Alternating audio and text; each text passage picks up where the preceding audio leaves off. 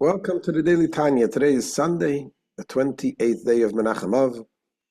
Let's begin with tzedakah. Gedoyle tzedakah shemekareves hageula. Tzedakah brings Mashiach closer. We do need Mashiach very soon. We heard the terrible news today about 8 more people that were killed by the terrorists. And may Hashem protect all of the hostages and all the soldiers. There should be an end to the sufferings and the coming of Mashiach. So today we begin letter 9 in Igeret Hakodesh. And this letter, the Alter Rebbe gives us a wake-up call. And it's a very demanding letter. The Alter Rebbe wants us to look at life different than we used to. Even in simple things like taking care of your family, loving your wife and children. We should do it the Torah way, which is a selfless way. What does that mean? Says the Alter Rebbe that when we think about the way we live our lives, you love your wife, you love your children. Why do you do this? Why do you provide to your wife and children? Because you love them. But if you think about it, really, it's really loving yourself. You love yourself. You want to have a good wife, a loving wife. You want to have nice children. So in a way, there is a little selfishness there also.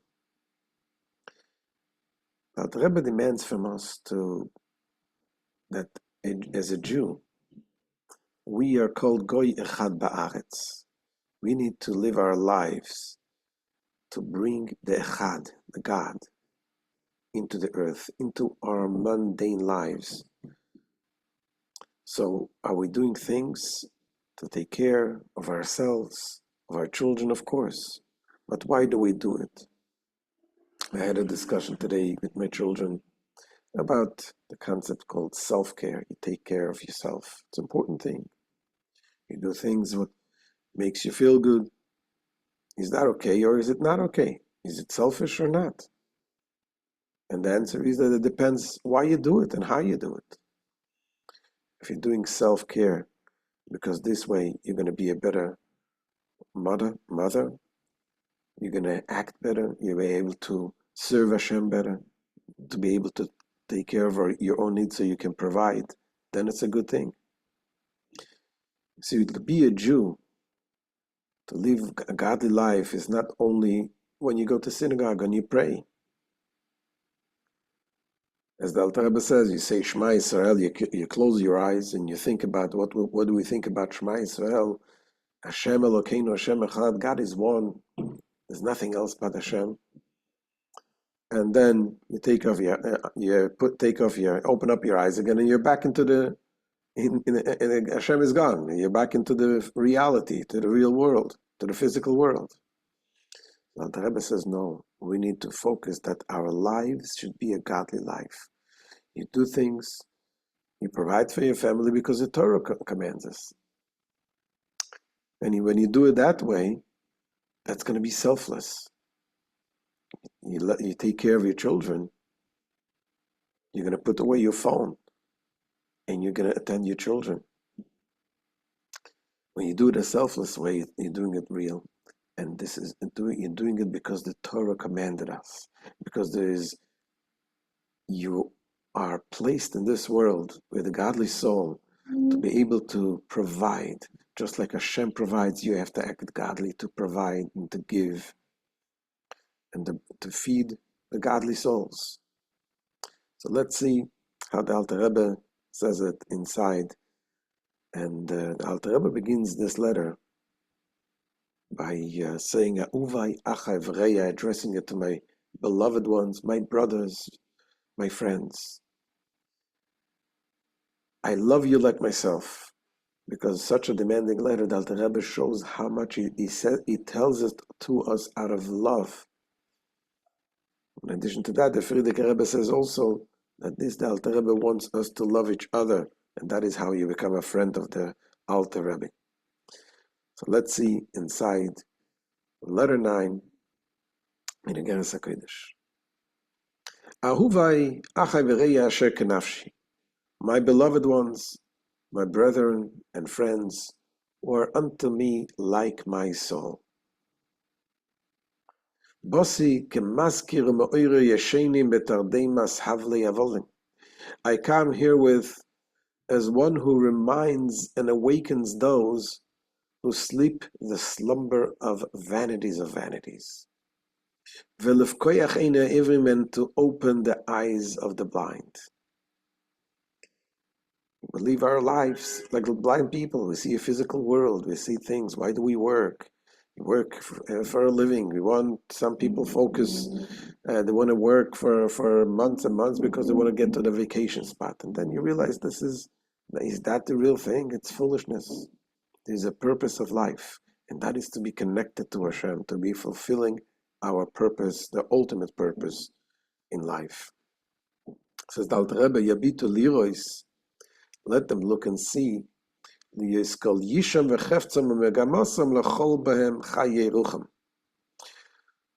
to it that all the striving, longing, and aiming in everything on which the life of their spirit depends should be bound up with the source of life.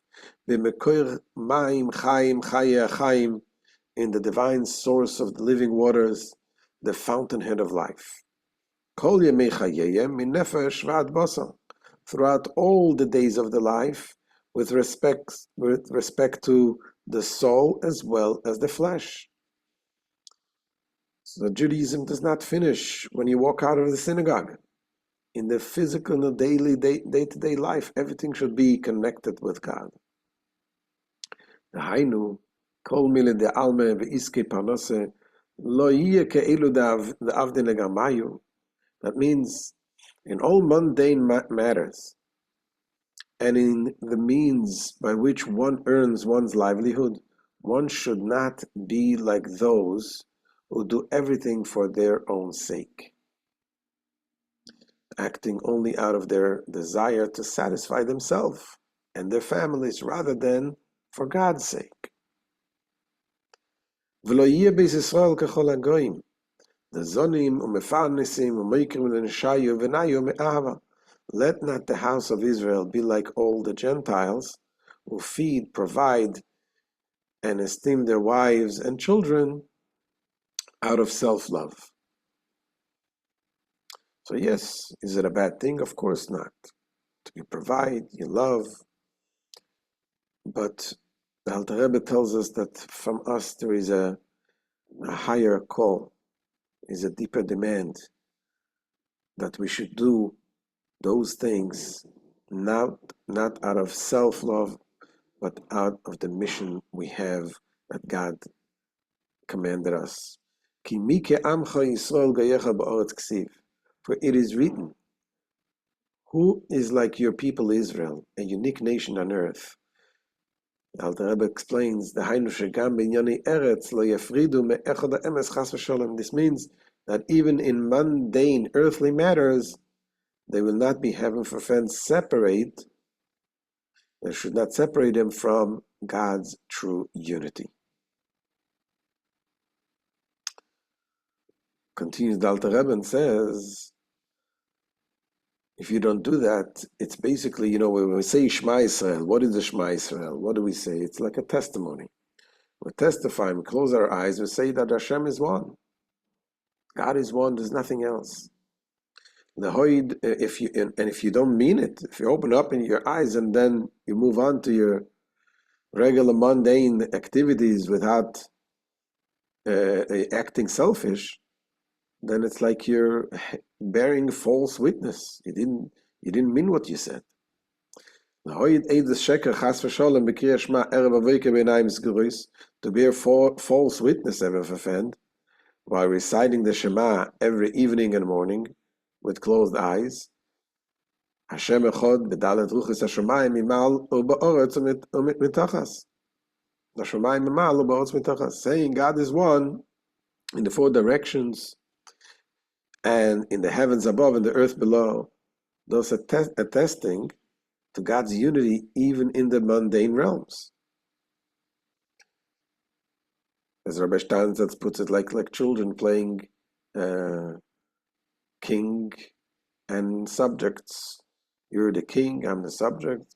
But at the end of the game, you finished playing. That's it. Back children back. He's not a king and he's not a subject. When we're saying Hashem is the king of the world, Hashem is everything and everywhere, we have to focus and realize that this is not a game. That is our life. While as the eyes of the blind are open, and here the Alter Rebbe addresses those whose eyes are blinded by corporal matters. Can you close your eyes upon him as if he's no more, heaven forfend? So how should we act, says the Alter Rebbe? The Alter Rebbe goes on to explain the way we should act is not to act selfish, but to act with a mission. Our mission is to bring life to our souls, to all of the souls, the godly souls that are here in this world, to everything that is in this world. To act godly. God acts kindly. He gives us constant kindness, and that's the way we should act also. Rather, this approach shall be befitting us.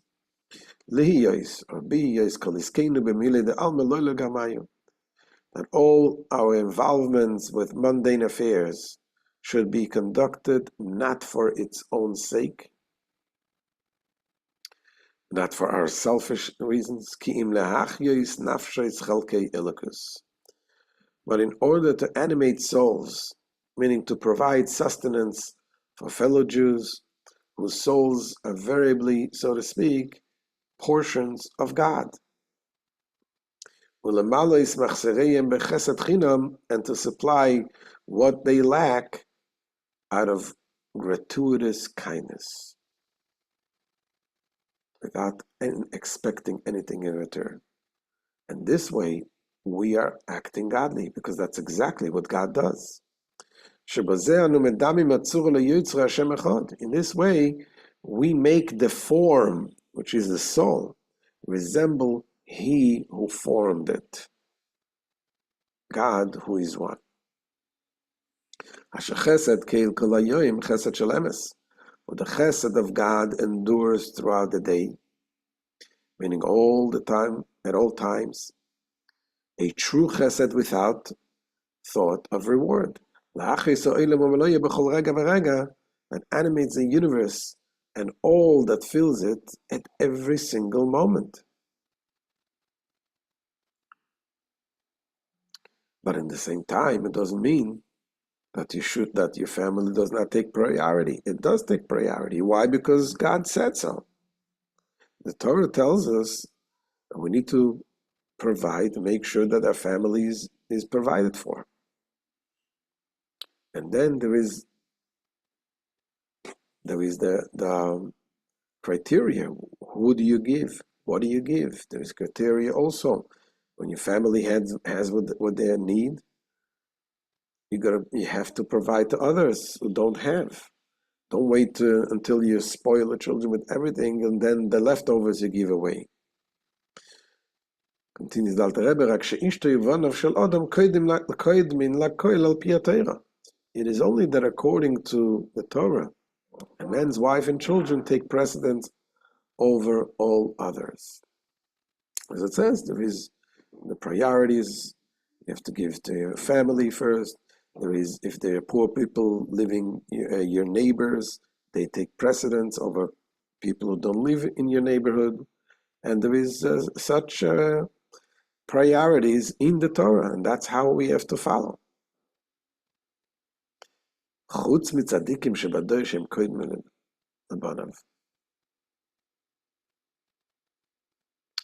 Alter Rebbe wrote this epistle in connection with the tzaddikim Reb Mendele Vitebsker and Reb Avrom Kalisker, as well as their colleagues and disciples who at the time of writing had already left to the diaspora and were living in the Holy Land.